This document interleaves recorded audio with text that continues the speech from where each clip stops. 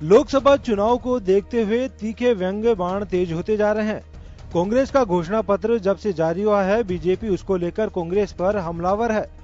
PM Modi ने आज कांग्रेस के घोषणा पत्र को ढकोसला पत्र बताया। उन्होंने अरुणाचल प्रदेश में पासीघाट में एक सभा को संबोधित करते हुए कहा कि कांग्रेस देश के साथ है या फिर देशद्रोहियों के साथ है।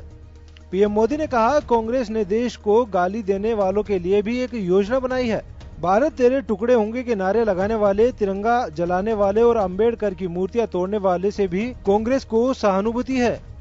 इन लोगों की तरह ही इनका घोषणा पत्र भी भ्रष्ट होता है, बेईमान होता है, डकौसलों से भरा होता है और इसलिए उसे घोषणा पत्र नहीं, डकोसला पत्र कहना चाहिए। कांग्रेस अध्यक्ष राहुल गांधी ने जब कांग्रेस का यह घोषणा पत्र जारी किया, तब उन्होंने भी इसके माध्यम से भाजपा और पीएम मोदी पर निशाना साधा था। इस दौरान राहुल गांधी ने पीएम मोदी द्वारा 2014 में किए गए वादों पर कटाक्ष किया। देश का प्रधानमंत्री देश की सच्चाई से नहीं छुप सकता है। देश की सच्चाई है कि देश में बेरोजगारी है। देश की सच्चाई है कि देश का किसान तड़प रहा है, जी नहीं पा रहा है, आत्महत्या कर रहा है। देश की सच्चाई है कि नरेंद्र मोदी ने वायदा किया था अच्छे दिन की, मगर चौकीदार ने चोरी करवाई है। यह सच्चाई है। लोकसभा के इस रण में दोनों दल एक दूसरे के घोषणा पत्रों को जनता के साथ किया गया छलावा करार देते हैं। ये बात भी सही है कि पिछले 5 साल में मोदी सरकार के घोषणा पत्र के हिसाब से भाजपा से सवाल पूछे जाए तो उनके पास भी शायद जवाब नहीं होगा। तो यहाँ सवाल सभी राजनीतिक दलों से बनता है कि आखिरकार जिन आधार पर वे जनता को लुभाने के लिए घोषणा पत्र जारी करते हैं, उन्हें जनता के सामने क्यों नहीं रखते और जीतने के बाद उनमें शामिल सभी बिंदुओं को भूल जाते हैं। ब्यूरो रिपोर्ट, जन टीवी न्यूज। स्वागत आपका, मैं हूं योगेंद्र। आप देख रहे हैं खास खबर। खास खबर में हम बात करेंगे कांग्रेस के घोषणा पत्र के बाद खासकर भाजपा काफी आक्रामक दिख रही है और यह कहा जा रहा है कि राष्ट्रवादी ताकतों को बढ़ावा देने के लिए कांग्रेस का घोषणा पत्र यह वादा कर रहा है। ना कभी इंदिरा गांधी ने, ना कभी पंडित जवाहरलाल नेहरू ने, ना राजीव गांधी ने, ना मनमोहन सिंह ने कभी जिन मुद्दों को नहीं छुआ, वो वर्तमान कांग्रेस उन्हें ऐसे बिंदुओं को शामिल करके अपने घोषणा पत्र में यह साबित करना चाहती है कि देशद्रोही जो ताकत है उन्हें मजबूत किया जाए। हम बात कर रहे हैं, चाहे बात आपस्पा के संशोधन की बात हो या फिर धारा 124A जिसमें राजद्रोह के मुकदमे की बात कही गई है। चलिए, लेकिन 2 बिंदु हैं। उसके अलावा कांग्रेस ने और भी वादे किए हैं कि 33% महिलाओं को हम आरक्षण देंगे और दूसरी तरफ लंबे समय से यह आरक्षण का बिल पेंडिंग है। खैर चलिए, किसने क्या कहा, उस पर क्या रिएक्शंस आ रही हैं, उसको लेकर के हम चर्चा करेंगे। और आज हमारे साथ हैं राजेंद्र आर्य साहब, कांग्रेस के लीडर हैं। श्याम सुंदर शर्मा साहब वरिष्ठ पत्रकार हमारे साथ हैं। राजेंद्र शर्मा जी समीक्षक के रूप में हमारे साथ हैं। भाजपा इस वक्त हमारे साथ में नहीं है, वो डिबेट में हिस्सा नहीं ले रही है। राजेंद्र जी, आपके पास आना चाहूंगा। प्रधानमंत्री से लेके नीचे तक भाजपा के कार्यकर्ता यह बात कह रहे हैं कि देशद्रोहियों को, राष्ट्र विरोधी ताकतों को आप संरक्षण देने का काम कर रहे हैं। इन जो बिंदु हैं ऐसे जो कानून व्यवस्था को बनाए रखने के लिए काफी कारगर हैं, उनको लेकर के सीधा निशान है। प्रधानमंत्री नरेंद्र मोदी भी बोल रहे हैं, अमित शाह भी बोल रहे हैं और तमाम बीजेपी के नेता बोल रहे हैं कि राष्ट्रवादी ताकतों को आप लोग संरक्षण दे रहे हैं। योगेंद्र जी, ऐसा नहीं है बिल्कुल भी। ये बिल्कुल भी, आप अगर हमारा चुनाव घोषणा पत्र देखेंगे तो उसमें हमने कहीं पे भी अफस्पा या इन सब चीजों का जिक्र नहीं किया है। हमने ये कहा है कि नागरिकों की स्वतंत्रता के अधिकारों की रक्षा होगी और चूंकि हम लोकतंत्र में रहते हैं तो लोकतंत्र में सभी को अपनी बात कहने का हक होता है। असहमति की भी हम आजादी देते हैं, हमारा संविधान उनकी आजादी देता है। लेकिन फिर भी हम ये कहना चाहते हैं कि और जो कानून हमारे समय के साथ, जो कानून हमारे अप्रासंगिक हो चुके हैं, तो उनकी भी हम समीक्षा करने की बात कहते हैं। हमने ये नहीं कहा कि हम सारे कानून समाप्त कर देंगे, हम उन कानूनों की समीक्षा करेंगे और उन कानूनों की जब हम समीक्षा करेंगे तो हमें दूसरे लोगों से भी बात करनी पड़ेगी, विपक्ष से भी बात करेंगे और भी जो राजनीतिक दल है उनसे बात करेंगे और नागरिक समूह जो हैं, हमारे सिविल सोसाइटी के लोग हैं, उनके साथ हम बात करेंगे। तो जब हम बात करेंगे तो उन बातों के साथ में हमारा पूरा एक संवाद की स्थिति बनेगी और लोकतंत्र में संवाद सबसे महत्वपूर्ण चीज होती है।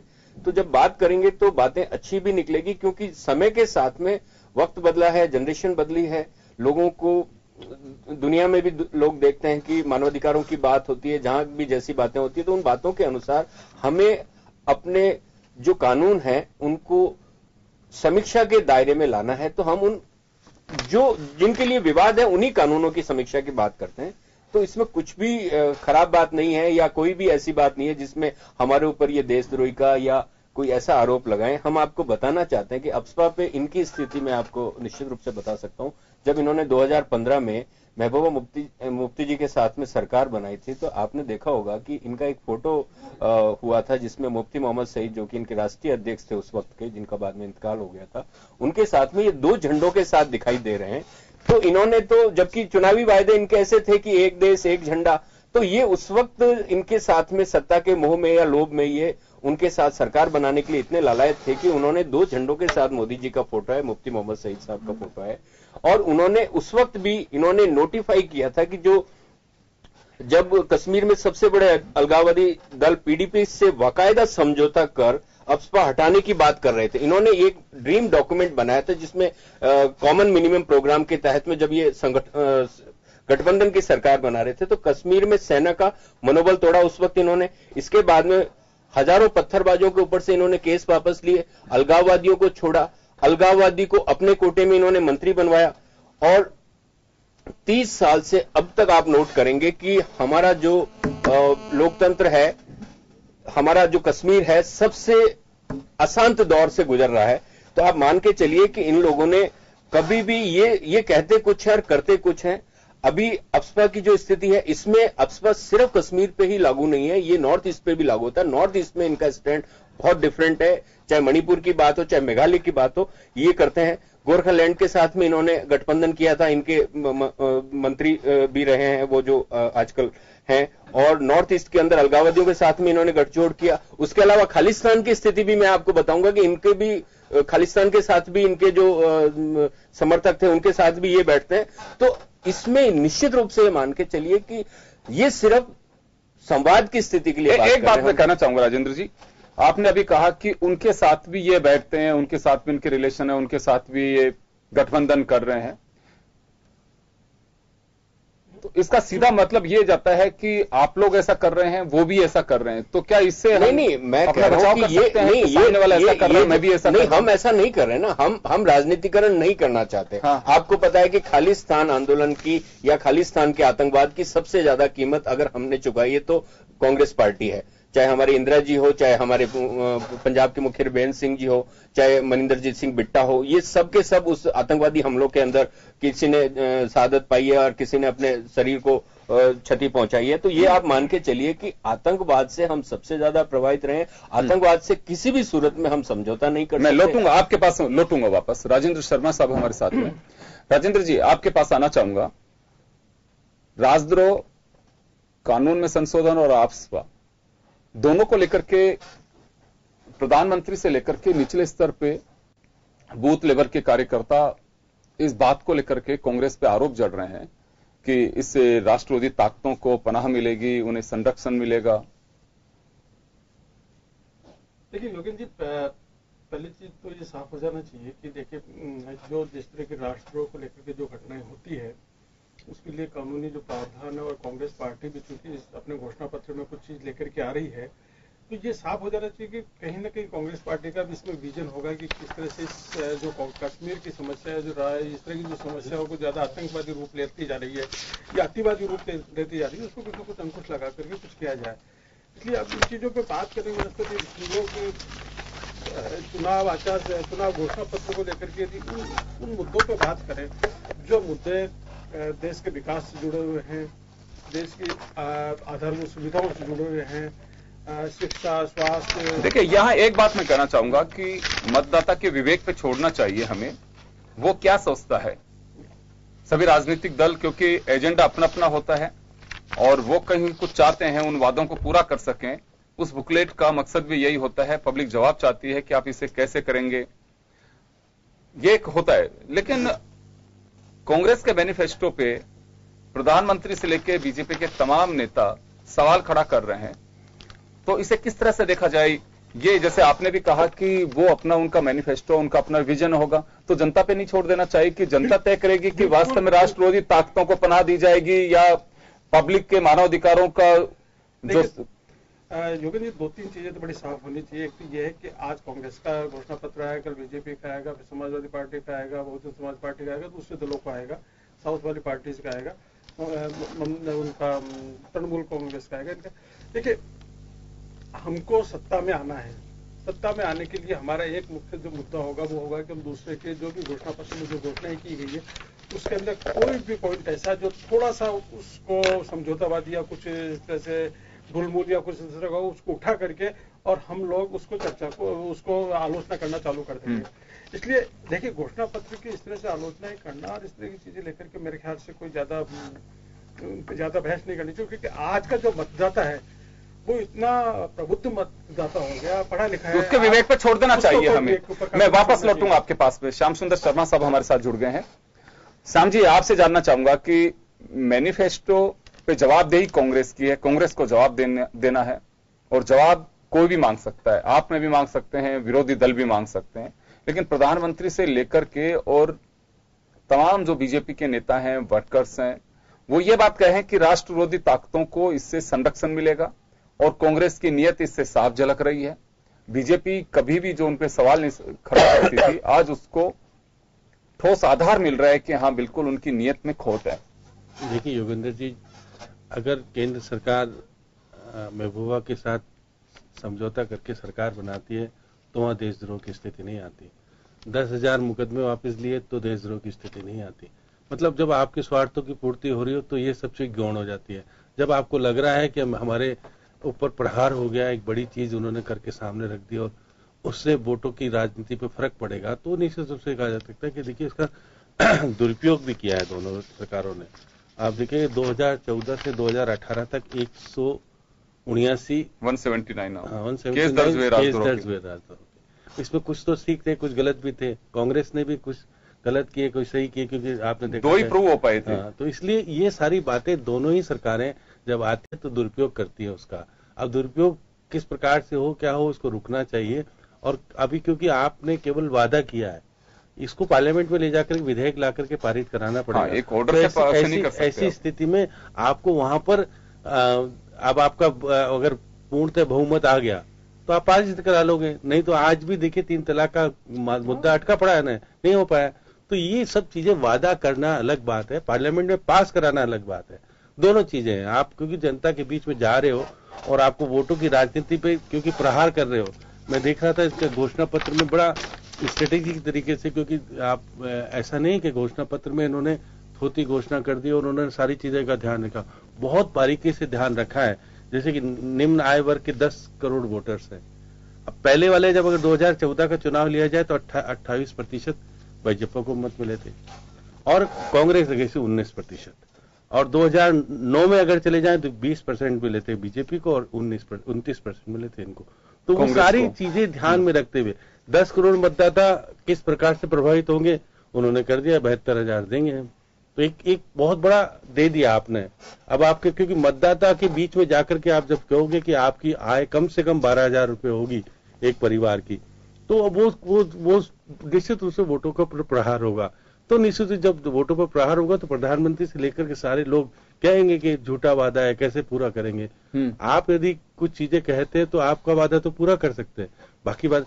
अब इन्होंने क्योंकि जिस प्रकार से विधानसभा के चुनाव में कर्जा माफी के ऊपर ही 3 राज्य जीत लिए, तो ये जीतने की राजनीति जिस प्रकार से एनालिसिस करके की है, उससे देखिए गांव और किसान उसमें भी देखिएगा। तो आपका ये सीधा कहना है कि 72,000 रुपए का राहुल गांधी या कांग्रेस का जो वादा है वो काफी भारी पड़ रहा है बीजेपी को, और राष्ट्र भक्त, राष्ट्रवाद, राष्ट्र नीति, राष्ट्र विरोधी, इसमें उलझाना चाहते हैं। देखिएगा कि क्योंकि उनको जो पता है कि 10,000 मतदाता अगर उसमें से आप 20%, 30-25%, 30% ले जाएंगे और उसमें कमी हो जाएगी तो निश्चित रूप से वहां सीटों की गिनती तो उसी से होगी ना। आप देखिएगा फिर मेरे गांव और किसान 486 ग्रामीण और अर्ध ग्रामीण क्षेत्र की सीटें। अब इन सीटों को जीतने के लिए इन्होंने सीधे तौर पर कह दिया कि हम किसानों को क्या करेंगे, किसानों का कर्जा माफ करेंगे, साथ में ये भी कहा है कि आपराधिक डिफॉल्टर होने पर उनसे आपराधिक प्रवृत्ति। तो अब किसान अगर इतना हावी हो गया, देखिए 2009 में बीजेपी को 98 सीटें मिली थी और इनको मिली थी इनको मिल पाई थी, कम सीटें मिल पाई थी। अब 2014 में बीजेपी ले गई थी 245 सीटें। अब अगर 486 में से 245 सीटें ले जाती है और अगर ये परिवर्तन आ गया तो निश्चित रूप से धरातल जब कर सकता है किसी का तो निश्चित रूप से सोचने के लिए मजबूर कर देता है। अब देखिए शिक्षा और रोजगार में कह रहे हैं कि 22 लाख नौकरियों में से वो कह रहे हैं कि हम 4 लाख पद तो 2020 में भर देंगे। 2014 में तो बीजेपी को 282 सीट मिली है। नहीं 235 जो 486 जो क्षेत्र है ना अर्ध ग्रामीण और अर्ध ग्रामीण उसमें से कह रहा हूं कि 245 सीट ले गई है और वो रह गए थे कम सीटों पर। तो ऐसी स्थिति में जब अगर वोटों की राजनीति जब शुरू हो जाती है तो ये सारी चीजें, अब 2009 में 98 सीटें मिल पाई थी बीजेपी को। ये अंतर जब देखा जा रहा है कि क्योंकि जब उन्होंने कहा है कि हमने आपको घोषणा पत्र से बनाने से पहले हमने एनालिसिस किया है और एनालिसिस में विशेषज्ञों को बिठाया कि हम किस प्रकार से राजनीति में प्रवेश करके और सत्ता कैसे हथिया सकते हैं। ये एक बहुत बड़ा चीज जब अगर सत्ताधारी पार्टी के ऊपर प्रहार होता है तो उसको पता पड़ रहा है कि अंदर से जब एनालिसिस हो रहा है कि हमारे धरातल कसक नहीं जाए, इसलिए प्रधानमंत्री जी कह रहे हैं कि धोखा है, नीयत नहीं है अच्छी, वो नहीं है। अगर आप सब कुछ करोगे तो नीयत अच्छी है, बाकी नीयत अच्छी नहीं है तो केवल आप ये कहोगे कि हम सर्जिकल स्ट्राइक करके सत्य शासन में बने रहेंगे तो संभव नहीं। देखिए आज भी जिस प्रकार का वातावरण क्षेत्रों में है वो तो कर रहा है, उल्लंघन कर रहा है और आपके पास प्रहार करने की कोशिश कर रहा है पाकिस्तान। अभी तक बाज नहीं आ रहा है क्योंकि आप जम्मू कश्मीर में उसको कंट्रोल नहीं कर पाए। केवल 7% जनसंख्या है जहां पर कि आतंकवाद का छाया है, बाकी तो नहीं है। तो अब हम उसको प्रभाव, क्योंकि हमने जब वहां पर महबूबा से दोस्ती करके सरकार बना ली और सरकार बनाने के बाद अपना मतलब पूरा हुआ, जब तक तो सरकार में रहे, जब मतलब पूरा नहीं हुआ तो सरकार से धक्का देके चले आए, अब उसको कह रहे वो गलत है, जब तक आपके साथ थी तो वो अच्छी थी। तो ये सारी चीजें जब राजनीति में रह करके आप स्वार्थों की पूर्ति करेंगे और देश के प्रति समर्पित भाव से भाव नहीं करेंगे, केवल ये कहेंगे कि हम देशभक्त है बाकी कोई नहीं है, तो ये सारी चीजें सोचना पड़ेगा, समझना पड़ेगा। क्योंकि 3 राज्य जिस प्रकार से छीने बीजेपी के, जो कि धरातल बहुत मजबूत था, वहां आप नहीं उसको रख पाए, तो अब आप देश में भी किस प्रकार का वातावरण होगा, किस प्रकार से आप स्पष्ट बहुमत ला पाएंगे नहीं ला पाएंगे। आप मैं वापस लौटूंगा, वापस आपके पास में आऊंगा। मैं राजेंद्र जी के पास वापस जानना चाहूंगा। राजेंद्र जी, यहां एक बात मैं जानना चाहूंगा कि मैनिफेस्टो किसी भी पार्टी का हो, हालांकि कोई संवैधानिक बाध्यता नहीं है कि मैनिफेस्टो आप जारी करें, मायावती करती नहीं है, लेकिन एक परंपरा बन गई है कि हाँ मैनिफेस्टो पार्टी का आएगा और लोगों को वेट भी रहता है, मतदाताओं को, कि अभी इलेक्शन आ गया, इनका मैनिफेस्टो भी आएगा, देखते हैं क्या क्या अनाउंसमेंट होते हैं। खैर, पब्लिक कितना इस पर भरोसा करती है, क्योंकि पहली मर्तबा यह देखा जा रहा है कि किसी मैनिफेस्टो पे इतना जबरदस्त रिएक्शन आ रहा है, खासकर कांग्रेस के मैनिफेस्टो पर बीजेपी की ओर से। पहले रिएक्शंस तो आते थे कि चलिए एक झूठ का पुलिंदा है या ढकोसला है, ये जो भी अपनी तरफ से ये शब्दों का प्रयोग करते हैं। कांग्रेस जुमलों का एक पिटारा बता देगी, अभी इसे झूठ का पुलिंदा बताया जा रहा है।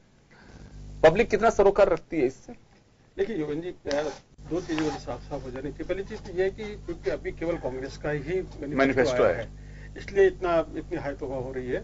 बीजेपी का आएगा, उसके ऊपर भी रिएक्शन आप देखिए, इससे कोई कम नहीं होंगे रिएक्शन। हाँ। कांग्रेस पार्टी दूसरी पार्टी तो जबरदस्त प्रहार होगा, आप निश्चित रूप से मान करके चलिए। और किसी दूसरी पार्टी का आएगा तो वहां पर हो सकता है लोकल पार्टी है तो लोकल लेवल पर तो बिल्कुल नंबर। तो देखिए, अभी विधानसभा के 3 राज्यों के चुनाव के ऊपर बात करें तो उसके लिए एक इशू जो जिसका श्याम जी ने भी बड़ा ध्यान उल्लेख किया है, बड़े गंभीरता से उल्लेख किया है कि जो कर्ज माफी वाला जो मुद्दा था उसने बिल्कुल गेम चेंजर का रोल अदा किया। 3 राज्यों की सरकार में महत्वपूर्ण भूमिका बताई जा रही है। तो इसको देखते हुए कांग्रेस पार्टी ने अपनी स्ट्रेटेजी बनाई है, दूसरी पार्टी भी अपनी स्ट्रेटेजी बनाएगी।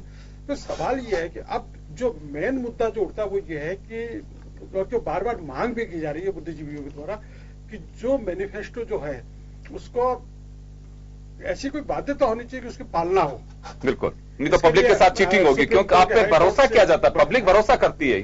पर एक चीज हमको बिल्कुल साफ समझ लेनी चाहिए कि क्योंकि अब ये वोटों की राजनीति सत्ता के लिए आपको वोट चाहिए तो आपको कुछ न कुछ लुभावने बातें करने पड़ेंगे, चाहे वो आप 5 साल में पूरे करो, 10 साल में पूरे करो, 15 साल में करो, जो भी कुछ करो। पर क्योंकि अब ये सारे आपको इस तरह की चीजें करनी पड़ेगी, तो आपको इस तरह की घोषणाएं करनी ही पड़ेगी, चाहे वो कोई सी पार्टी हो। क्योंकि अपन ये कहें कि साहब कहीं आश्रम बना करके और हम वहां के वो पुरातन व्यवस्था वाली व्यवस्था करके चले, वो चीज अब नहीं है। जो राजनीति का जो तेजी से बदलाव आया है, उस बदलाव को देखते हुए इस तरह की घोषणाएं होगी, आलोचनाएं प्रत्यालोचनाएं होगी, इन सबको हमको स्वीकार करके चलना पड़ेगा। पर एक चीज निश्चित रूप से मान के चलो कि वोटर जो है वो अब काफी बदल चुका है, इसलिए वोटर के ऊपर काफी कुछ छोड़ा जाना चाहिए।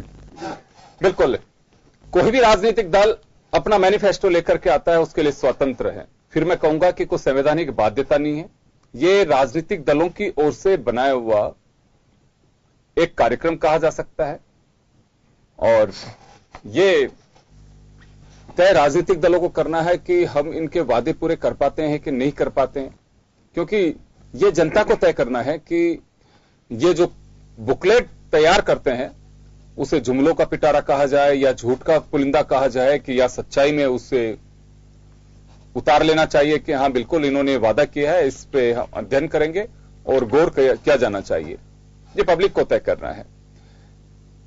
मैं राजेंद्र आर्य साहब आपसे मैं जानना चाहूंगा कि पब्लिक को भरोसा दिलाने के लिए भी राजेंद्र शर्मा साहब एक जिक्र कर रहे थे कि कोई एनजीओ या कुछ लोग इस बात को कह रहे हैं कि मैनिफेस्टो अगर कोई जारी करता है वो जनता का भरोसा जीतने के लिए किया जाता है, और अगर पूरा नहीं होता है तो इसका मतलब आपने भरोसा तोड़ा है, सीधा एक तरह से चीटिंग है ये। तो इसके लिए क्या राजनीतिक दलों को वास्तव में कुछ करना चाहिए, क्योंकि पूरे वादे हो नहीं पाते हैं, और वादे पूरे नहीं हो पाते हैं तो एक तरह से जनता के साथ छलावा है ये। यकीनन ये जो बात आप कह रहे हैं इससे हम पूर्णतः सहमति व्यक्त करते हैं कि कोई भी राजनीतिक दल अगर अपने घोषणा पत्र में कुछ वादे करता है या जो भी अपना घोषणा पत्र रखता है तो उस घोषणा पत्र को ही अंतिम घोषणा पत्र मानते हुए योजनाओं का क्रियान्वयन उसी के अनुसार करना चाहिए। और आपने देखा होगा चाहे हमारी यूपीए 1 यूपीए 2 की सरकारें हो, जो हमने वादे किए थे वो हमने निभाए थे। और आपने हमारे राजस्थान की भी पूर्ववर्ती 2 सरकारों के कार्यकाल देखोगे माननीय अशोक गहलोत साहब के, तो कैबिनेट की पहली मीटिंग के अंदर हम चीफ सेक्रेटरी को हमारा घोषणा पत्र सुपुर्द करके कहते थे कि भाई ये हमारा अंतिम दस्तावेज है, इसके अंदर प्राथमिकता के आधार पर घोषणाओं को पूरा किया जाए। तो आप ये मान के चलिए कि घोषणा पत्र हमारे लिए पत्थर की लकीर है, क्योंकि हम अगर कोई घोषणा करते हैं या हम कोई वादा करते हैं तो हम जनता को वचन देते हैं, और जनता का वादा हम अगर तोड़ते हैं तो हम जनता के गुनहगार होते हैं। तो हम तो इस बात को बिल्कुल निश्चित रूप से मानते हैं। प्रधानमंत्री के आप पिछले 2014 के अंदर जो उन्होंने वादे किए थे भारत की जनता से, 130 करोड़ देशवासियों से, पूरे देश में घूम घूम कर जो उन्होंने प्रचार किया था, मैं आपको एक एक किसानों के साथ हो, चाहे युवाओं के साथ हो, चाहे कामगारों के साथ हो, चाहे आदिवासियों के साथ हो, चाहे दलितों के साथ हो, व्यापारियों के साथ हो, युवाओं के साथ हो, छात्रों के साथ हो, कोई भी ऐसा वादा उन्होंने पूरा नहीं किया। तो आज ऐसी स्थिति आ गई कि आज अगर बीजेपी का 2014 का घोषणा पत्र लेके हम अगर बैठे टेबल पे और वहां हमारे भाजपा के मित्रों को भी बुलाएं, उनसे हम पूछें कि भाई साहब बताइए आपने 2014 में जो वादे किए थे वो पूरे किए या नहीं किए। आपने नोट किया होगा कि जब राहुल जी ने हमारा जो संकल्प घोषणा जारी करी तो उन्होंने कहा कि हम जो वादा कर रहे हैं हम वादा निभाएंगे, हम वादा निभाएंगे, क्योंकि हम लोगों के प्रति वचनबद्ध है। आज किसानों की बदहाली, आपने कहा कि साहब किसानों को कर्ज माफी के आपने वादे किए, कर्ज माफी किसानों की आज की तारीख में सबसे बड़ी चीज है। जब हम एनपीए करके बड़े कॉर्पोरेट्स के जो ऋण है उनको हम माफ कर सकते हैं, तो हमें किसानों के भी ऋण माफ करते हैं। किसान हमारे देश की रीढ़ की हड्डी है, वो हमारी अर्थव्यवस्था की मुख्य धुरी है। तो प्रधानमंत्री सिर्फ देश को गुमराह कर रहे हैं। और जहां तक 124A की भी जो इन्होंने जिक्र किया ना, तो 124A का मैं आपको बताना चाहता हूं सर कि 124A के अंदर 14 से लेकर 16 तक के अंदर कम से कम 179 मामले दर्ज हुए, उनमें से 177 झूठे पाए गए। तो 2 मामलों में तो आप सोचिए कि वो कानून सिर्फ और सिर्फ कानून का दुरुपयोग था। उन्होंने मतलब लेखकों के विरुद्ध कायम किए, पत्रकारों के विरुद्ध कायम किए, छात्रों के विरुद्ध कायम किए। तो हम उन्हें कह रहे हैं कि आपकी स्वतंत्रता की हम रक्षा करेंगे। और अगर 177 लोग, जिनमें से कई लोगों ने आत्महत्या भी की होगी, किसी ने किसी को मार भी दिया होगा, तो आप ये सोचिए कि उनकी प्रतिष्ठा कोई लौटा सकता है वापस। तो इसलिए उस कानून की समीक्षा की हम बात करते हैं। और वो 124A 1870 का अंग्रेजों के जमाने का कानून है, जिसमें महात्मा गांधी आप लोगों के पास में लौटूंगा या एक छोटे से ब्रेक के लिए रुकेंगे, ब्रेक के बाद जल्द लौटते हैं।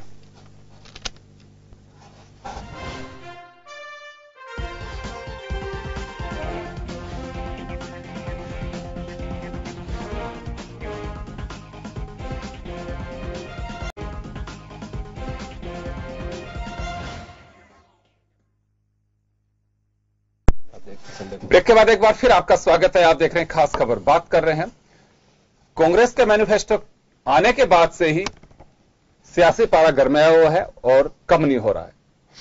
प्रधानमंत्री नरेंद्र मोदी से लेकर तमाम भाजपा नेता कांग्रेस पर निशाना साध रहे हैं और मुद्दों को तो ज्यादा नहीं छुआ जा रहा, लेकिन आपसा और राजद्रोह कानून दो को लेकर यह कहा जा रहा है कि राष्ट्रवादिता के खिलाफ है और कांग्रेस अपनी नीयत साफ कर चुकी है कि उनकी सोच क्या है।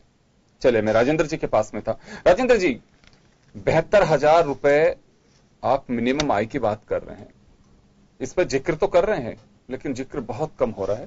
आपने बीजेपी को एक मुद्दा थमा दिया, आपसपा और राजद्रोह कानून दोनों को लेकर के कुछ ऐसा इसे, क्योंकि जब वादा आप कर रहे हैं तो जस्टिफाई आपको कर रहे हैं कि इसकी आखिर आवश्यकता क्यों पड़ रही है, क्यों संशोधन करना चाहते हैं, क्यों खत्म करना चाहते हैं? ऐसा है कि हमने पिछली सरकार है उसके अंदर हमारे जो चाहे मीडिया कर्मी हो, चाहे लेखक हो, चाहे रंगकर्मी हो, चाहे अभिव्यक्ति की जो स्वतंत्रता वाले लोग हों, चाहे फिल्म निर्माण से जुड़े हुए लोग हों, आपने भी देखा होगा करीब 100 से अधिक फिल्म निर्माताओं ने भी सरकार के खिलाफ बात कही है। तो आप सभी को देशद्रोही थोड़ी कह सकते हैं। सरकार अगर हर क्षेत्र में जाके अड़ंगा लगाएगी तो सरकार को डेवलपमेंट और लोगों की हिफाजत की बात करनी चाहिए। सरकार ये थोड़ी तय करेगी कि कौन क्या कर रहा है, क्या कर रहा है। भाई, आज असहमति की आजादी है। अगर कोई आदमी हमसे असहमत है तो उसका मतलब ये थोड़ी कि वो हमारा दुश्मन है या वो देशद्रोही हो गया। नहीं, उससे इन चीजों के बारे में। और इस पिछली सरकार के अंदर सबसे ज्यादा गलत मामले बनाए गए, लोगों को टारगेट करके उनको करके। आप मान के चलिए कि अगर कोई आदमी, एक मेरे ऊपर ही मान लो कोई ऐसा मुकदमा लग जाता है, मेरी पूरी जिंदगी निकल जाएगी मुझे अपने आप को निर्दोष साबित करने में। तो आप सोचिए कि उस आदमी का क्या कसूर है जो बाद में 2 साल बाद या 3 साल बाद में उसको निर्दोष साबित किया जाता। तो ये कानून गलत है। 1870 का कानून अंग्रेजों के टाइम का, जो कि अंग्रेजों ने स्पेसिफिकली हमारे जो स्वतंत्र सेनानी थे उनके खिलाफ जो बनाया था और उसका उपयोग भी किया था। चाहे महात्मा गांधी हो, चाहे बाल गंगाधर तिलक हो, उनके खिलाफ मुकदमे के और उपयोग का उदाहरण है। तो अब चूंकि कांग्रेस के आप पुराने कार्यकाल को उठा दीजिए, आप कहेंगे कि 60 साल तक आपने क्यों किया? हमने उस कानून का दुरुपयोग किया ही नहीं। आप उदाहरण बता दीजिए और हम आपको उदाहरण बताते हैं। 179 मुकदमे। अभी ये बात आ रही थी कि समय समय पर जिसको जैसे, अभी से मैं तो कहूंगा कि बाइजनेस समझे या फिर आप एक पक्षपातपूर्ण जो रवैया होता है, एजेंसीज का मिसयूज कहूं, अगर किया जाता है तो वास्तव में ये बात सही है कि भगवा आतंकवाद के तहत किया ना आपने, वो बरी हाँ, हो गए ना। आप लोगों ने जैसे आप पे आरोप भी लग रहा था कि भगवा आतंकवाद की आप लोग जिक्र किया आप लोगों ने, और उसके बाद में आज वो लोग बरी हो गए। तो कोई भी व्यक्ति हो, किसी के जीवन के 4 साल 5 साल 3 साल अगर कैद खाने में अगर उसके बिताए जाते हैं तो आप सोचिए कि उसका जीवन किस स्थिति में गुजर रहा होगा। और आपने क्लीन चिट तो दे दी, लेकिन क्लीन चिट पब्लिक के बीच में जाना, क्यों ये कहा जाता है कि मैनेज हो गया होगा, जानबूझ करके सबूतों को दबा दिया गया होगा, बहुत सारी चीजें हम आम जो चर्चाएं सुनते हैं। लेकिन उस व्यक्ति जिसका दोष ही नहीं है वो सजा काट रहा है। तो इसमें अगर वास्तव में सरकारें अगर मिसयूज कर रही हैं तो फिर इन कानूनों का अर्थ क्या है? फिर तो अपने हिसाब से कानून बनाइए कि बिल्कुल हम जब सत्ता में होंगे तो जो हमारे खिलाफ बोलेगा उसको अंदर कर देंगे। नहीं, ऐसा नहीं है। असहमति की जहां तक बात है तो सरकार को संवाद की स्थिति रखनी चाहिए, चाहे नागरिक समूह हो, चाहे सिविल सोसाइटी के लोग हों, चाहे छात्र हों, चाहे आंदोलनकारी हों, चाहे कर्मचारी हों, व्यापारी हों, किसान हों। तो अभी डायलॉग का अभाव है। अभी डायलॉग का अभाव है। ये सिर्फ और सिर्फ जो भी इनके खिलाफ बोलता है उसको हाथों हाथ ये या तो देशद्रोही साबित कर देते हैं या उसको पाकिस्तान भेजने की बात करते हैं। और हमने तो अपने घोषणा पत्र में बाकायदा ये वादा किया कि हम संस्थानों की सुरक्षा स्वायत्ता को वापस बहाल करेंगे, चाहे सीबीआई हो, चाहे सीआईसी हो, चाहे आपका मुख्य चुनाव आयोग हो, और केंद्रीय चुनाव आयोग के साथ साथ हम सीआईसी, सीडब्ल्यूसी सबको, सीबीसी सबको हम स्वायत्ता करने की बात करते हैं। सुप्रीम कोर्ट के अंदर भी आपने अभी देखा होगा कि इनके कई सारे ऐसे जो थे जिसमें जजों के ऊपर भी इनके प्रलोभन के या दबाव के मामले थे, कईयों की तो संदिग्ध मृत्यु भी हुई है जजों की। तो आप मान के चलिए कि वहां पे कुछ ना कुछ तो प्रेशर टैक्टिक्स रही होगी, तभी तो वो चीजें हुई। और घोषणा पत्र में तमाम अच्छी चीजें आप अगर देखेंगे तो उसमें, और घोषणा पत्र देख के वास्तव में आप मोदी जी और भाजपा का संतुलन गड़बड़ा गया है। उनको लगता है कि साहब ये गेम चेंजर है और ये लोग वास्तव में जनता की जुड़ी हुई बातें कर रहे हैं, तो अब इनको कैसे ट्रैप किया जाए, तो वो मुद्दे ये ले लेके आए। एक बात जानना चाहता ऐसा हूं, कोई मुद्दा है ही नहीं उसमें। एक बात जानना चाहता हूं कि राजनीति में आरोप लगाते हैं, कोई कहता है कि वो सटिया गए हैं, उनके मानसिक जांच कराई जानी चाहिए, संतुलन खो बैठे हैं। ये सब चीजें जरूरी है कि, या मेरा मानना है कि गैर जरूरी है, इनको क्यों प्रयोग में लेते हैं? नहीं, मैं इसीलिए तो कह रहा हूं ना कि भाई आज आप देखेंगे हमारे घोषणा पत्र के अंदर 55 पेज का घोषणा पत्र है, उसमें तमाम चीजें लिखी गई है। शायद हमने किसी क्षेत्र को नहीं छोड़ा है, चाहे वो रोजगार की बात हो, चाहे युवाओं की बात हो, चाहे किसानों की बात हो, चाहे गरीबों की रेखा के नीचे रहने वाले लोगों की बात हो, चाहे घृणा के अपराधों के ऊपर लोगों की बात हो, चाहे स्वतंत्रता के लोगों के अधिकारों की बात हो, हमारे संस्थानों की सुरक्षा की बात हो, नगरीय और शहरी शासन की बात हो, पर्यावरण और जलवायु की बात हो, आदिवासियों की बात हो, जो बेघर लोग हैं उनको भी हम वास भूमि का अधिकार देने की बात करते हैं, चाहे स्वास्थ्य को अधिकार देने की बात हो। वापस लौटूंगा आपके पास में, वापस आऊंगा श्याम जी के पास में जाना चाहूंगा। श्याम जी, ये बात काफी उठ रही है कि जैसे अभी राजेंद्र जी दावा कर रहे हैं, कांग्रेस के तमाम नेता कहते हैं कि जो संवैधानिक संस्थाएं हैं जिन्हें बिल्कुल एक हाशिए पे खड़ा कर दिया गया है, उन्हें अपने कंट्रोल से चला रहे हैं, हम उनकी स्वायत्तता की पूरी गारंटी देते हैं और वापस उन्हें पूरी उसके अंदर लेके आएंगे जो उनका रोल है वो ठीक से अपना रोल प्ले कर सकें। तो ये बातें क्यों, एक पॉलिटिकल एजेंडा है कि वास्तव में इसमें कुछ सच्चाई है कि अपने हिसाब से एजेंसीज को उपयोग कर रहे हैं? देखिए योगेंद्र जी, जब आपका राष्ट्रपति आरएसएस का बंदा बन जाए, उपराष्ट्रपति बन जाए, प्रधानमंत्री बन जाए, तो संस्थाओं प्रधानमंत्री तो बोल ही सकते हैं। नहीं, आप बताइए, आप आरएसएस कहते हैं ना, हम स्वयंसेवक हैं, राष्ट्रपति है, उपराष्ट्रपति है, प्रधानमंत्री है, राज्यपाल है, मुख्यमंत्री है। अब आप संस्थाओं की बात तो फिर छोड़ दीजिए ना, संस्थाओं की बातें तो बहुत छोटे स्तर की बात हो जाती है। अगर आपका नेतृत्व करने वाला राज्यपाल तो खुद चुना है, उन्होंने राज्यपाल को तो दोषी ठहरा दिया। मेरी बात सुनिए, आप राष्ट्रपति भी तो स्वयंसेवक है, प्रधानमंत्री, उपराष्ट्रपति सब है। अगर इतनी बड़ी संस्था, जब अगर ये कह ही दिया कि हम तो हैं और हम पद पे आ गए, अगर वो पद पे आ गए तो नीचे वाले स्वतः ही आएंगे पद पे, वो तो दो राय नहीं है। अब कांग्रेस आएगी, कांग्रेस बदलाव कर सकती है, कांग्रेस अपने लोगों को बैठाएगी। अब वो संघ वाले को नहीं बैठाएगी, कांग्रेसी को बैठाएगी या उनके समर्थित दलों के लोग बैठेंगे। अब क्योंकि कांग्रेस गलत नहीं है, लेकिन उनके दल के लोग गलत होते हैं, वो परिणाम भोगा है उन्होंने।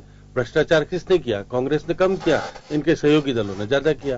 तो अब यहाँ स्थिति अलग है। कांग्रेस, क्योंकि राष्ट्रीय पार्टी बीजेपी और कांग्रेस ही है, बाकी तो स्थानीय पार्टी हैं, उनका घोषणा पत्र इतना अहम नहीं रखेगा, क्योंकि उनके राज्यों का, उनकी सीमा बंधी हुई है, वहीं तक वो रहेंगे, आगे नहीं जा पाएंगे। मैनिफेस्टो भी काफी हद तक रीजनल, रीजनल स्तर, क्योंकि ये राष्ट्रीय स्तर की पार्टी है।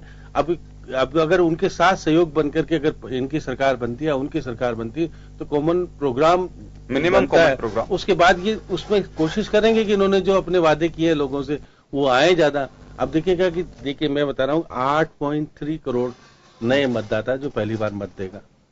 अब आप उसको लोग लुभाओं ने सपने दिखा रहे हो कि 4 लाख नौकरी दे देंगे एक साल में, आपको शिक्षा में 6% जीडीपी का 6% वो दे देंगे। तो ये सब अगर दिखा रहे हो, और मैं मान के चल रहा हूँ कि 25 करोड़ जो मतदाता है 24 साल से कम का है, अगर आपने उनको लालायित करके दे दिया, और देखिए 24 साल या 25 साल का जो मतदाता है वो निश्चित रूप से आपके जो वादे हैं उसको खंगालेगा, देखेगा, वो परखेगा कि मुझको कुछ इससे फायदा हो रहा है क्या। और वो अगर रुख चेंज कर गया, जैसे पहले प्रधानमंत्री जी ने कहा था कि हम सबको सर्विस देंगे, वो करेंगे, ट्रेनिंग देंगे, वो सब कुछ करेंगे, उसके बाद वो पहले जो मतदाता था वो टर्निंग कर गया और बीजेपी को वोट। यहाँ टर्निंग पॉइंट अगर आ गया तो निश्चित रूप से बीजेपी को जो मिलता था, अगर उसमें कमी आ गई तो सत्ता जाने में कोई देर नहीं लगती, क्योंकि ये देश में परिवर्तन तो होता ही रहता है, कभी इनका, कभी उनका, कभी इनका, परिवर्तन से ही अलग अलग चीजें होती है। जिस चेंज मेकर ग्रुप की आप बात कर रहे हैं, खासकर यूथ की, मैनिफेस्टो में ऐसी कुछ चीजें हैं कांग्रेस के में जो छाप छोड़ सके या फिर गहराई तक उस मतदाता को लुभा सके, ये कहूंगा, या फिर वो कहें कि आत्मचिंतन करे कि हाँ ठीक है, हमारे हितों में कोई कुछ कर रहे हैं, या फिर बीजेपी जो कुछ लेकर के आ रही होगी, इस मैनिफेस्टो से ज्यादा एक्सरसाइज करनी पड़ेगी? देखिएगा कि उन्होंने जब कहा है ना कि हम 10 लाख सरकारी पद खाली पड़े हैं, 22 लाख जिसमें 4 लाख तो हम 2020 तक भर देंगे, ये कह रहे हैं ना। अगर ऐसा हो रहा है तो निश्चित रूप से युवा मतदाता चाहेगा कि मैं रोजगार प्राप्त कर लूंगा, या मुझे जिस प्रकार की स्थिति है आज मैं जो हालात में बैठा हूं, क्योंकि रोजगार एक मेजर इश्यू है, रोजगार ही एक मेजर इश्यू है। और क्योंकि आप वो देखिएगा कि देश में जब 13% बेरोजगारी है और राजस्थान में 7 पॉइंट कुछ % है, तो ऐसी स्थिति में बेरोजगार युवाओं को अगर वो कह रहे हैं कि 12,000 तो तुमको देंगे एक परिवार को, ये तो तय कर दिया कि मिनिमम आय तो होगी, तो ऐसी स्थिति में फिर जो सरकार उसी को चाहेगा जिसकी उसका वेलफेयर करने वाली होगी। अब वेलफेयर कितना कर पाती है वो बात अलग है, लेकिन आज आप घोषणाएं जिस प्रकार की, क्योंकि घोषणाएं करेंगे तो उसके बाद आपके साथ प्रतिपक्ष सामने खड़ा है। जैसे राजस्थान में आप दिखेगा कि जब ये हाउस में बैठते हैं तो ये 73 होते हैं और वो इतने होते तो बोलते हैं ना कि आपने वादा किया था, क्या हुआ, हशोर मचता है, सब कुछ होता है। तो पार्लियामेंट में भी ये की स्थिति होने की कि अगर आपने वादा कर दिया, सरकार इनकी आ गई तो प्रतिपक्ष कहेगा पूरा करिए, क्योंकि आपने कहा था सारी बातें। अब देखिए सैनिक वाली बात भी कह रहे हैं। सैनिक में 4 राज्य आते हैं अपने, हरियाणा आता है, पंजाब आता है, हिमाचल आता है, उत्तराखंड आता है, राजस्थान भी है। उसकी 32 सीटें आती है ज्यादा करके, तो इनमें ये राज्य ज्यादा है, जैसे अपने 32 सीटें करीब आती है। इसमें से पहले कांग्रेस के पास ज्यादा हुआ करती थी, अब कांग्रेस के पास कम है, 23 सीट ले गए बीजेपी वाले। तो ये सारी चीजों का परिवर्तन देखिए, बहुत एक सीटों का इन्होंने कोशिश की है कि किस प्रकार से हम सीटों। अब जीएसटी वाली बात करें, जीएसटी में कहा है कि 2% तक लाके रखेंगे हम, पेट्रोल इसको शामिल करेंगे आपके, और उन्होंने 2-3 चीजें और की, रियल एस्टेट को, शराब को, सबको शामिल करने की जीएसटी में बात हो रही है। और कहा कि चुनाव बॉन्ड लाएंगे, एक राष्ट्रीय कोष बनाएंगे, उसके अलावा इलेक्शन बॉन्ड का जिक्र तो अरुण जेटली भी अपने स्पीच में कर चुके हैं। और ये कह रहे हैं कि अब ये ने कहा कि वीवीपैट वाला जो काउंटिंग वाला है हम उसको प्रभावी ढंग से लागू भी कर देंगे। तो ये सारी चीजें जिस प्रकार का वातावरण बना रहे हैं, उससे कांग्रेस आम लोगों के साथ जाके कह तो सकती है कि जितनी कमियां थी हम उसको दूर करने वाले हैं। श्याम जी, एक छोटा सा सवाल जो मैंने किया था, इस मैनिफेस्टो के बाद में क्या आपको लग रहा है कि बीजेपी को और एक्सरसाइज करनी पड़ेगी? निश्चित रूप से उनको अब, क्योंकि ये पहले घोषणा पत्र लेकर आ गए, तो अब घोषणा पत्र में वो करेंगे सही कोशिश कि सारी बातों को किस प्रकार से वो अमली जामा पहनाएं और कोशिश करें कि हम कैसे और बेहतर कर सकते हैं, ये देने का वादा तो करेंगे। इसलिए देखिए अरुण जेटली को आना पड़ा, प्रधानमंत्री को आना पड़ा, क्योंकि इन्होंने पहले ही सब कुछ, देखिए 72,000 वाला बात तो उन्होंने घोषणा पत्र से पहले ही कर दी थी। राफेल की जांच की बात भी कर रहे हैं, तो बहुत सारी चीजें जो चीज कहते थे उन्होंने बांध के घोषणा पत्र को लाया है। हाँ, राजेंद्र जी, क्योंकि यह बात राहुल गांधी ने फिर कही है कि मैं झूठ नहीं बोलता, मैं जो कुछ बोलता हूं वही सामने दिखता है आपको, और भविष्य में भी अगर हमें कांग्रेस को अगर कोई अवसर मिलता है तो कांग्रेस जो कह रही है वही करेगी। तभी उन्होंने कहा है कि हम वादा निभाएंगे। यहां एक चीज जिसको हम मिस कर रहे हैं और काफी चर्चाओं में है, 33% महिलाओं के आरक्षण की, वो भी इसने वादा कर दिया। हाँ, वो वादा किया इन्होंने। हालांकि पार्लियामेंट में और लेजिस्लेचर में काफी समय से ये बात चल रही है, लेकिन वो गौन हुआ पड़ा है। आज बड़ी दुर्भाग्य है कि राज्यसभा और लोकसभा दोनों का अगर कॉमन वो बात करें तो लगभग 11% महिलाएं हैं। तो इसका कुछ असर होगा खासकर महिला मतदाताओं पे? देखिए योगेश जी, 2 चीजें बड़ी साफ हो जानी चाहिए कि लोकतांत्रिक व्यवस्था में हमको सरकार बनानी है। जैसे अभी बात हो रही थी साहब, राष्ट्रपति आरएसएस के हैं या उपराष्ट्रपति हैं, जो भी कुछ है, देखिए जो ज्यादा सीटें लेकर के आएंगे, जिनके पास बहुमत होगा उनका राष्ट्रपति होगा, सरकार बनेगी, उसकी स्वाभाविक है। अब वो किस विचारधारा से जुड़े हुए हैं वो एक अलग चीज होगी, वो कोई मायने नहीं रखती वहां पर।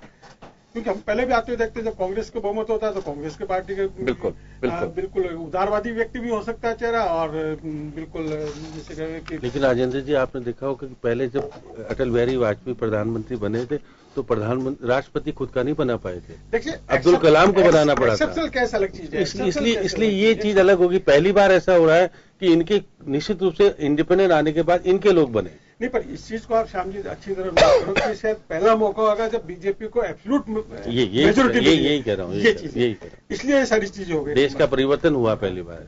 दूसरी चीज, महिलाओं के 33% आरक्षण वाली बात पहली बार नहीं हो रही है। पहली चीज, वर्षों से पार्लियामेंट में इशू चल रहा है, कभी मुलायम सिंह जी विरोध करते हैं, कभी कोई दूसरे सिंह जी विरोध करते हैं, कोई करते हैं, फिर वो नहीं हो पा रहा है। ये कहें कि फुटबॉल बना हुआ है, ये बना हुआ है।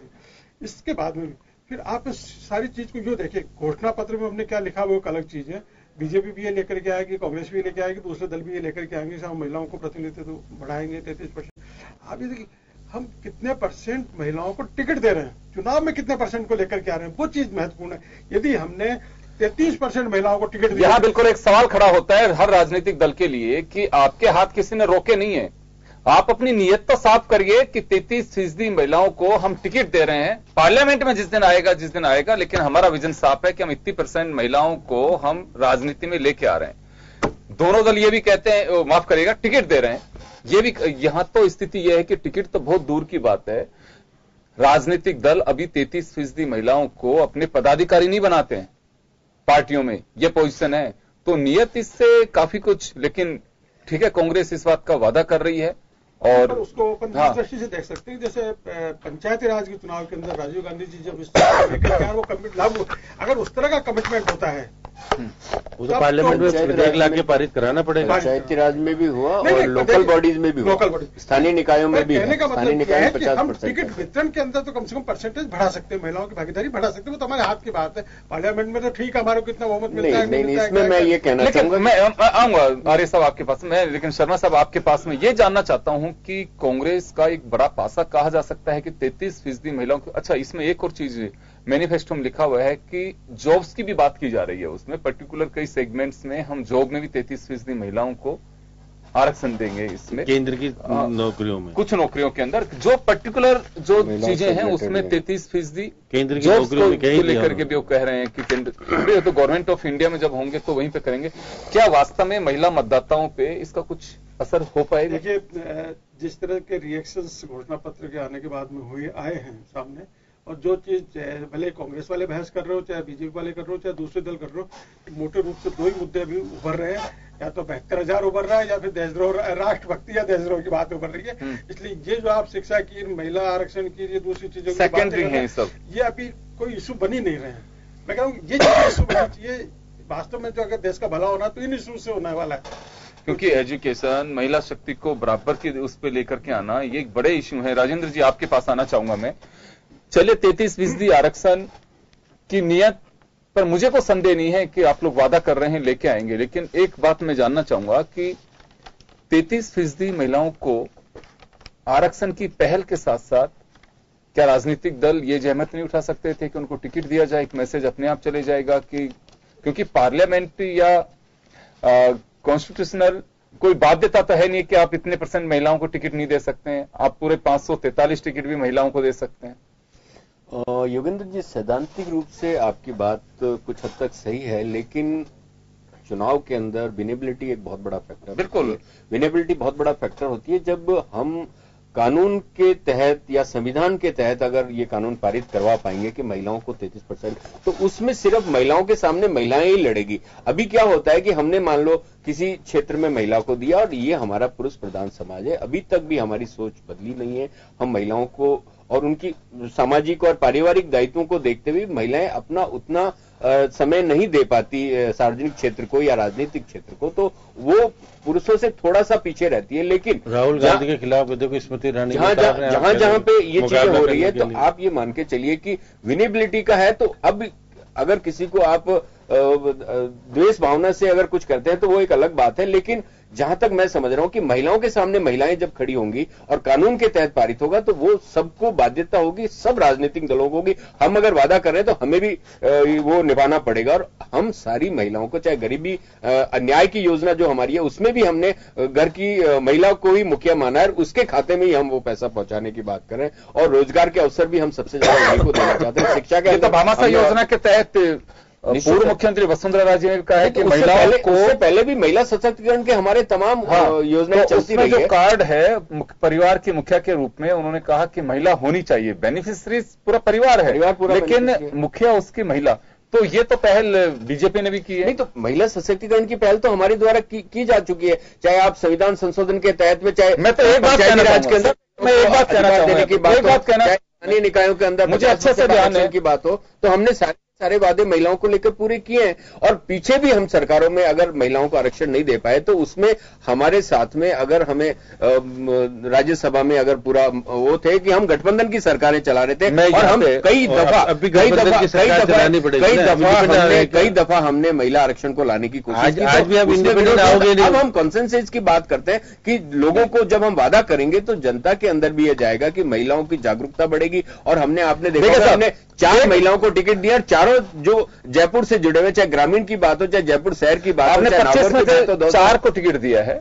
जयपुर दिया आपने, नागौर दिया है, दौसा दिया, उठा के देख लीजिए, और जयपुर ग्रामीण तो हमने ज्यादा ही दिए हैं, उनसे हमारे डबल टिकट है। बीजेपी के तो अभी 6 टिकट बाकी हैं। अभी तो 6 टिकट में आप देख लीजिए कितने आते हैं। वो देते हैं नहीं देते वो अलग चीज, वो अलग विषय है। लेकिन हम हमेशा से, आप कभी भी उठा के मैं एक बात जानता हूं, हमेशा ज्यादा होता है। मैं एक बात जानता हूं कि कोई भी व्यक्ति जब डिसीजन मेकर होता है, वो बराबर का हिस्सा जब वो दिखते हैं महिलाएं को, और कोई भी मामला होता है तो उसको लेके जाएं, चर्चा हो। मुझे अच्छे से ध्यान है 16 दिसंबर की जो घटना थी दिल्ली, जो रेप केस वाला एक इश्यू था, रात की घटना थी, सुबह तक समाचार पत्रों में भी, सुबह तक टीवी चैनल्स में खूब चर्चाएं चल रही थी, लेकिन पार्लियामेंट में किसी ने इस मामले को नहीं उठाया।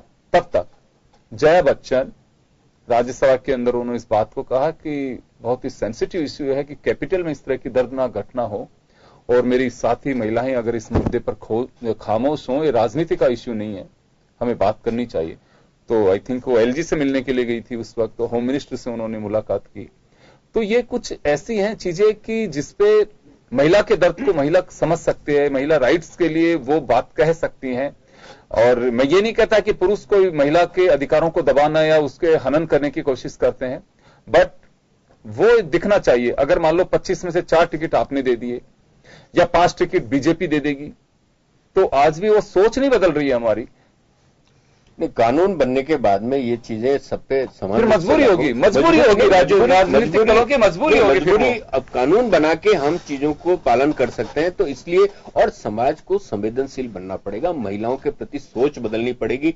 तो जब कानून बनेगा तो उनको निश्चित रूप से बदलनी पड़ेगी, और महिलाओं को अधिकार देना आज के समय की सबसे बड़ी जगह। राजेंद्र शर्मा साहब, हाँ, इसमें ये बोलना चाहूंगा कि देखिए अभी जो राजन जी कह रहे थे, इसी बात को आगे बढ़ाते हुए कि देखिए हमको मानसिकता में बदलाव लाना पड़ेगा, जो हम नहीं ला पा रहे हैं। अभी राजन जी कह रहे हैं कि साहब महिला के मुकाबले में महिला ही खड़ी हो, क्यों साहब ऐसा क्यों हो?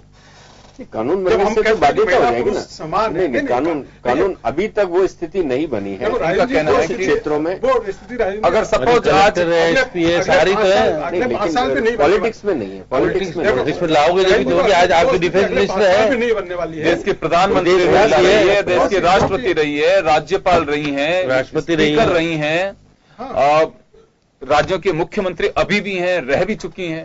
नहीं, पर हमको पूरा पॉलिटिकल सिनेरियो देखना पड़ेगा कि आप देखिए कि अब जो चुनाव के रिजल्ट आएंगे, सरकार किसी की बनती है, चाहे गठबंधन की सरकार को तय होगा, जो भी होगी बनेगी, पर आप देखिए कि राज्यसभा में स्थिति दूसरी होगी, लोकसभा की स्थिति अलग होगी, और फिर आपको कितने स्टेट से उसको पास करवाना पड़ेगा। सारी चीज तो मेरे को तो लगता नहीं है अगले 5 साल के अंदर कुछ होने वाला है इस तरह की चीजों का। नहीं, ये तो अभी हमें विश्वास करना पड़ेगा, और जनता के बीच में ये विषय है, महिलाएं जागृत होंगी और वो अपने सशक्तिकरण की बात को समर्थन देंगी, तो उनको निश्चित रूप से लाना चाहिए मैदान के अंदर। चलिए, एक आखिरी सवाल श्याम सुंदर शर्मा साहब से है। श्याम जी, किसानों को भरोसा दिलाने की बात कही है, बेरोजगारों को, जैसे आपने रिक्रूटमेंट्स की बात कही है, वो बेरोजगारों का भरोसा जीतने की बात कही है। कांग्रेस ने मैनिफेस्टो के जरिए हर वर्ग को साधने की कोशिश की है। 2 बातें होती हैं, मैनिफेस्टो बीजेपी का भी आएगा, निश्चित रूप से कांग्रेस के मैनिफेस्टो की स्टडी भी की जा सकती है, बेशक वो इसे खारिज करते हो कि नहीं हम क्या, हमारी अपनी टीम है वो अपने हिसाब से कर रही है, और ये कोई जरूरी नहीं है कि पहले वो करते हैं कि हम करते हैं, आ जाएगा। लेकिन तो यहां बात भरोसे की है, कितना भरोसा कर पाएगी जनता? देखिए योगेंद्र जी, जब इन्होंने कहा कि गरीबी हटनी चाहिए और 21वीं सदी में गरीबी नहीं रहनी चाहिए, तो प्रधानमंत्री जी ने गिनाना शुरू कर दिया कि हमने गरीबों को क्या क्या दिया और उनकी गरीबी किस प्रकार से दूर करी। ये तो आप कह रहे हैं हम तो कर चुके हैं, तो ये सारी चीजें काट कर बात आ रही है कि ये इनकी घोषणाएं किस प्रकार की है और वो किस प्रकार से काट कर सकते हैं, किस प्रकार से उज्ज्वला योजना और ग्राम ज्योति योजना और सारी चीजें कहते थे हमने तो कर दिया ना गरीबों को, उसको कोशिश किया, संबल देने का प्रयास किया, आपकी मुद्रा योजना और सब चीज के गिनाना शुरू कर देते हैं कि हम इस प्रकार से कर चुके, अब ये करने जा रहे हैं। तो ये दोनों में अंतर होगा कि अभी गरीबी की स्थिति है, अब ये कितनी दूर कर पाए, 21वीं सदी में किस प्रकार का देश बनेगा और किस प्रकार के, ये तो आदर्श देश और विकसित देश बनाने की बात कर रहे हैं। तो एक अपना विजन प्रकट किया है। अब बीजेपी सत्ताधारी पार्टी किस प्रकार का विजन लाएगी, निश्चित रूप से कम तो होगा नहीं इससे, वो भी कुछ ना कुछ करेंगे। वो कहेंगे हम सत्ता में रहने के बाद भी हमने गठबंधन की सरकार चलाई। एक बात कहना चाहूंगा कि प्रधानमंत्री जी को मेरे ख्याल से नया घोषणा पत्र देने की जरूरत नहीं है, या भाजपा को नया घोषणा पत्र, उनको 2014 में जो घोषणा पत्र दिया था उसी की क्रियान्विति सुनिश्चित करनी चाहिए कि उन्होंने क्या क्या किया, तभी जनता अपना फैसला सुना देगी। चलिए, मैं माफी चाहूंगा, समय का अभाव है। तो कुल मिलाकर के प्रधानमंत्री से लेके बीजेपी के तमाम वर्कर कांग्रेस के मैनिफेस्टो का ऑपरेशन ज्यादा कर रहे हैं, अपने वादों की चर्चा कम करते हैं और 5 साल में किया क्या उसका गुणगान कम, और राहुल गांधी ने क्या कहा या ममता बनर्जी ने क्या किया, माया और अखिलेश ने क्या किया, तमाम वो पहलू। लेकिन निश्चित रूप से एक जवाबदेही होती है जो आपकी रूलिंग पार्टी होती है उसकी। अभी बीजेपी उस एग्रेसिव मूड में नहीं आ सकती क्योंकि अभी जवाबदेही है। बेशक आप कोशिश करिए कि हमें बिल्कुल सामने वाले को बहुत अपनी बातों से हम देखे कैसे आईना दिखाने की कोशिश कर रहे हैं, लेकिन आप 2014 की और आज की जो स्थिति है उसमें बहुत अंतर है। उस वक्त आप काफी एग्रेसिव, क्योंकि आप अपोजिशन में थे, आज आप सत्ता में हैं, आपकी जवाबदेही बनती है। जब जवाबदेही बनती है तो काफी डिफेंसिव होते हैं। अब ये जनता देखती है कि जवाबदेही किसकी कैसे साबित कर सकती है। और फिलहाल लेकिन कांग्रेस का घोषणा पत्र है, करंट बिंदु जरूर बना हुआ है सियासत का। बहुत बहुत शुक्रिया आप सभी का। खास खबर में बस आज इतना ही। दीजिए इजाजत, नमस्कार।